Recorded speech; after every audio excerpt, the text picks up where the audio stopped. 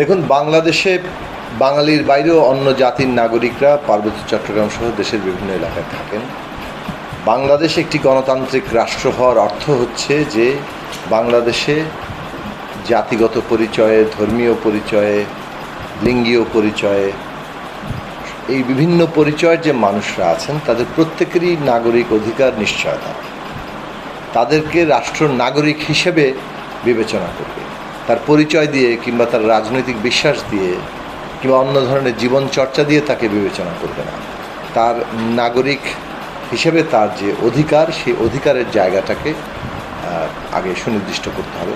এবং যখন আমরা এই ব্যক্তির অধিকারকে নির্দিষ্ট করি একটা রাষ্ট্রে এবং সেই চুক্তিটা সম্পন্ন হয়, যার মধ্যে রাষ্ট্র গড়ে ওঠে, তখন ওই ব্যক্তির অধিকার সংজ্ঞায়িত হওয়ার মানে হচ্ছে যে সকল ব্যক্তির অধিকার সংজ্ঞায়িত হলো।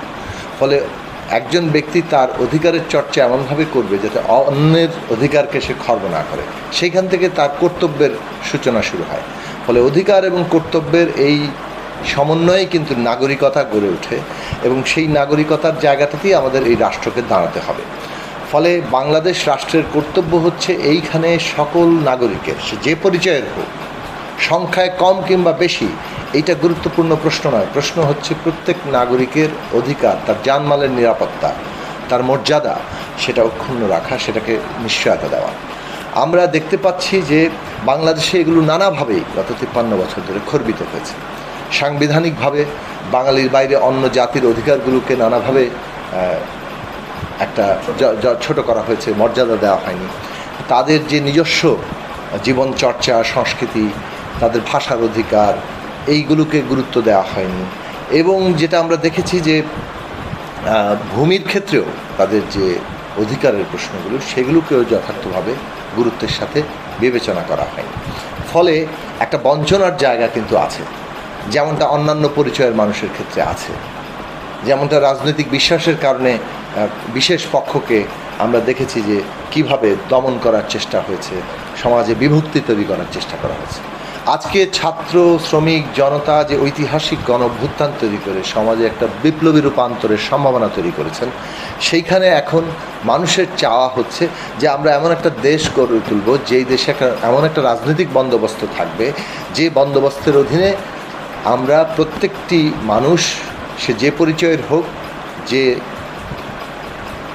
রাজনৈতিক বিশ্বাসের হোক, জীবনচর্চার হোক, তিনি নাগরিক মর্যাদা নিয়ে মাথা উঁচু করে এখানে বসবাস করতে পারবেন। তার জানমালের নিরাপত্তার নিশ্চয়তা থাকবে, তার জীবন এবং সমস্ত দিক থেকে তার বিকাশের সুযোগটা অবারিত থাকবে। তার মানে সুযোগের সমতা এখানে যথাযথভাবে প্রতিষ্ঠিত হবে। তো এই রকম একটি সম্ভাবনার সময় আমরা বাংলাদেশে দেখতে পাচ্ছি যে নানা ধরনের ঘটনা ঘটছে।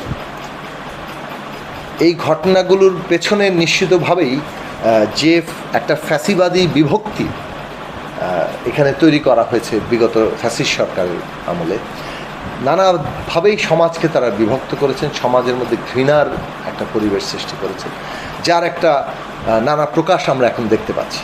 এইটা মানুষকে পিটিয়ে মারার মতো একটা ভয়ঙ্কর ঘটনার মধ্যে আমরা দেখতে পাচ্ছি। আমরা দেখতে পাচ্ছি যে এখানে হিন্দু সম্প্রদায়ের মন্দিরে হামলা হচ্ছে, তাদের বাড়িঘরে হামলা হচ্ছে। আমরা এমনকি দেখতে পাচ্ছি মাজারে হামলা হচ্ছে। আমরা বেশ কয়েকজন নারীকে নানা দিক থেকে নিগৃহীত হতে দেখেছি। এই সব ঘটনাগুলো হচ্ছে। এবং সর্বশেষ আমরা দেখলাম যে খাগড়াছড়ির দীঘিনালায় কীভাবে একটা আক্রমণ চলছে এবং সেইখানে পাহাড়ি জাতিসমূহের উপরে একটা তারা নিপীড়নের শিকার হচ্ছে। তো সেইখানে আমরা মনে করি যে একটা আলাপ আলোচনার জায়গাটা খুব জরুরি দরকার। দুটো পথ আছে। একটা হচ্ছে যে আমাদের জানমালের নিরাপত্তা নিশ্চয়তা করা, যেটা রাষ্ট্রের কর্তব্য। দুই হচ্ছে বিশেষভাবে পার্বত্য চট্টগ্রামে আমরা দেখতে পাচ্ছি যে ওখানে একটা ডায়ালগ, একটা আলোচনার সূত্রপাত করা দরকার, যে আলোচনার মধ্য দিয়ে পাহাড়ি এবং ওখানে বাঙালি যারা গিয়েছেন তাদের মধ্যে আলাপ আলোচনার একটা জায়গা হবে, কীভাবে সম্প্রীতির জায়গাটা রক্ষা করা যায় এবং ওখানকার সমস্যাগুলো কী সেটা চিহ্নিত করা। এবং যারা বঞ্চিত বোধ করছেন, বিশেষত পাহাড়ি জনগোষ্ঠীর দিক থেকে, যাদের নিরাপত্তাহীনতা কাজ করছে, যাদের উপরে আক্রমণ হচ্ছে, তাদের কথা শোনা স্পষ্টভাবে, তাদের দাবিগুলোকে স্পষ্টভাবে আমলে নেওয়া এবং সেইখানে এই আমাদের রাষ্ট্র, সরকার এবং ওখানকার জনগোষ্ঠীর মধ্যে একটা আলাপ আলোচনার জায়গা তৈরি করা এবং তদনুযায়ী পদক্ষেপগুলো নেওয়া, যাতে করে আমরা এই সমস্যার সমাধান করতে পারি। এবং যখন একটা সমস্যা তৈরি হয় তখন প্রথমে খুঁজতে হয় তার অভ্যন্তরে কোনো মানে তার ভিত্তি আছে কিনা। কেবল কি এটা বাইরে থেকে একটা সৃষ্ট ঘটনা, নাকি তার ভেতরে কোনো সমস্যা আছে? ভেতরের সমস্যা আমাদের দূর করতে হবে।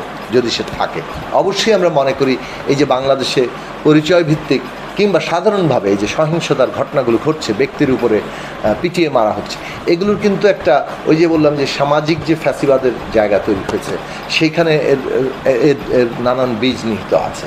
তারপরে এগুলোর কতগুলো ভিত্তি আছে যেখান থেকে আসলে নানাভাবেই আমাদের বিভিন্ন পরিচয়ে যারা সংখ্যায় কম কিংবা অধস্তন অবস্থার মধ্যে তাদেরকে ঠেলে দেওয়া হয়েছে।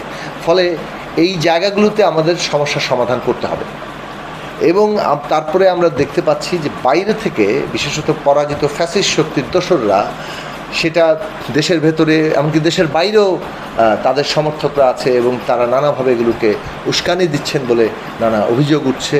এবং সেটা বাস্তব অবস্থা দৃষ্টে মনে হচ্ছে যে এইরকম উস্কানি ভেতর থেকে এবং বাইরে থেকে হচ্ছে, যাতে করে এখানে একটা অস্থিতিশীল পরিবেশ তৈরি হয়। ফলে আমাদেরকে পরিষ্কারভাবে এই তিনটি জায়গায় কাজ করতে হবে যে রাষ্ট্রকে জানমালের নিরাপত্তার দায়িত্ব গ্রহণ করতে হবে। সেটা যে পক্ষই করুক, উস্কানি দিচ্ছে, ষড়যন্ত্র করছে, সেটাকে চিহ্নিত করতে হবে, তাদেরকে সে প্রতিরোধ করতে হবে। কিন্তু কেবল উস্কানি দিচ্ছে আর ষড়যন্ত্র করছে বলে যারা আসলে আক্রমণের শিকার হচ্ছেন তারা আক্রান্তই হতে থাকবে, এটা অবস্থা কিন্তু মানুষ মেনে নেবে না। ফলে জানমালের নিরাপত্তা নিশ্চিত করতে হবে এবং যারা উস্কানি দিচ্ছে, যারা হামলা করছে, তাদেরকে চিহ্নিত করে আইনের আওতায় আনতে হবে। এবং যেসব সমস্যা আছে আমাদের এখানে এই ধর্ম, জাতি, লিঙ্গীয় পরিচয় কিংবা রাজনৈতিক বিশ্বাসের মধ্য দিয়ে যে একটা দমন পীড়নের জায়গা, সেই জায়গাটাকে আমাদের এখানে বন্ধ করতে হবে।